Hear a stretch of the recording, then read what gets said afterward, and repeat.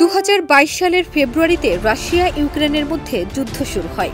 Russia পূর্ণ মাত্রায় আক্রমণ শুরু করে ইউক্রেনের উপর, যা দ্বিতীয় বিশ্বযুদ্ধের পর ইউরোপে সবচেয়ে বড় সংঘাতের সূচনা করে।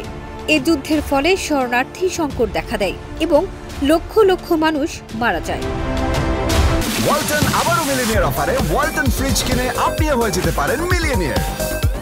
মিলিনিয়ার ছড়াছড়ি দেশ জুড়ে, এটা শুধু ওয়ালটনই পারে। এবার সেই যুদ্ধ বন্ধে এগিয়ে এলেন যুক্তরাষ্ট্রের প্রেসিডেন্ট ডোনাল্ড ট্রাম্প। ইউক্রেন যুদ্ধ বন্ধে যুক্তরাষ্ট্রের প্রেসিডেন্ট ডোনাল্ড ট্রাম্প ও রাশিয়ার প্রেসিডেন্ট ভ্লাদিমির পুতিনের ফোন আলাপ হয়েছে। সে আলাপ প্রসঙ্গে ট্রাম্প বলেন, যুদ্ধবিরতির জন্য শিগগিরই আলোচনা শুরু করবে Moscow O Kyiv. Big egos involved, I tell you, but I think something's going to happen. স্থানীয় সময় 19 মে এ ফোন আলাপ শুরু হয় বলে ক্রেমলিন সূত্রের বরাত দিয়ে জানিয়েছে রুশ বার্তা সংস্থা তাস।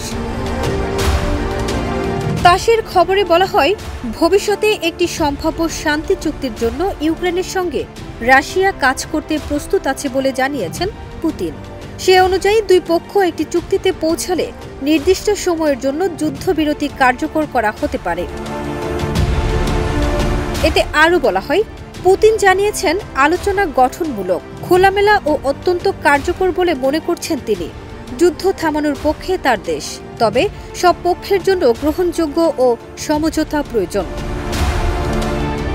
ট্রাম্পকে ধন্যবাদ জানিয়ে পুতিন বলেন, যুক্তরাষ্ট্রের মাধ্যমে রাশিয়া ইউক্রেন সরাসরি আলোচনায় ফিরেছে।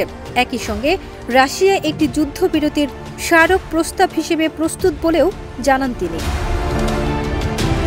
পুতিনের সঙ্গে ফোন আলাপের পর নিজের সামাজিক যোগাযোগ মাধ্যম ট্রুথ সোশ্যালে একটি পোস্ট করেন ট্রাম্প। দুজনের আলাপ চমৎকার হয়েছে উল্লেখ করে তিনি লিখেন, একটি যুদ্ধবিরতির জন্য শিগগিরই ইউক্রেন ও রাশিয়া আলোচনা শুরু করবে। আরও গুরুত্বপূর্ণ হল, তারা এই যুদ্ধের ইতি টানবে। ট্রাম্প লিখেছেন, যুদ্ধবিরতির শর্ত নিয়ে ইউক্রেন ও রাশিয়ার মধ্যে আলোচনা হবে, কারণ অন্য যে কারো চেয়ে এ আলোচনার বিষয়ে ভালো জানে তারা। এ নিয়ে ভ্লাদিমির জেলেনস্কি এবং এরপর ন্যাটো নেতাদের সঙ্গেও কথা বলবেন বলে জানিয়েছেন ট্রাম্প। ফারজানা নিকিতা, দেশ রূপান্তর।